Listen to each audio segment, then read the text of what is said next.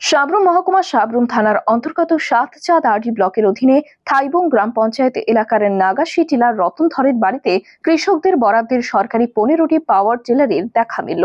সরকারি পাওয়ার টিলারগুলি কোথা থেকে আসলো তা জানার জন্য সাতচাঁদ এগ্রি সাব ডিভিশনের দায়িত্বপ্রাপ্ত আধিকারিক এসি জিতেন ত্রিপুরা এবং স্ট্যান্ডিং কমিটির চেয়ারম্যান জবা দেবের সাথে মোবাইল ফোনে যোগাযোগ করলে তারা জানান এগুলি তাদের নয়।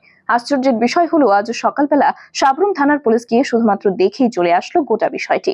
সাবরুম থানার পুলিশের এহেন ভূমিকা দেখে হতবাক এলাকার লোকজনরা। সাবরুম মহকুমার কৃষকদের প্রশ্ন, বেনিফিশিয়ারিদের সরকারি জিনিস কি করে অন্ধকারে বিক্রি করা হচ্ছে? শুধু তাই নয়, প্রায় সময় এরকম পাওয়ার টিলার বিক্রি করা হয় অনৈতিকভাবে। এ বিষয়ে সরকার মহলের দৃষ্টি আকর্ষণ করছেন কৃষক মহল। কোনখান থেকে আনছেন এগুলা? এটা তো ওই ডেপুটি ডাইরেক্টর এগ্রিকালচার অফিস থেকে। কোন জায়গা? বিলোনিয়ার থেকে এখানে সাপ্লাই দিবেন এগুলা? এটা সাপ্লাইয়ের প্রশ্ন না, এটা বিভিন্ন বেনিফিশিয়ারি একত্রিতভাবে আনা হয়েছে একই গাড়িতে করে, গাড়ির সুবিধার্থে এই কারণে এই জায়গাতে রাখা হয়েছে। বড় গাড়ি তো ধরেন একটা একটা করে দোনার সম্ভব নয়, গাড়ির সুবিধার্থে। বিলোনিয়ার কৃষকরা?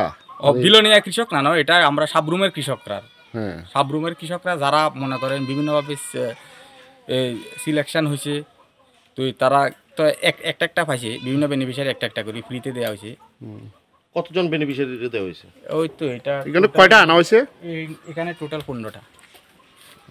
এর আগেও তো আনছে বলে? না, এর আগে আনছি না। মালিক কইছে নিয়ন তো কইতাম পারি না।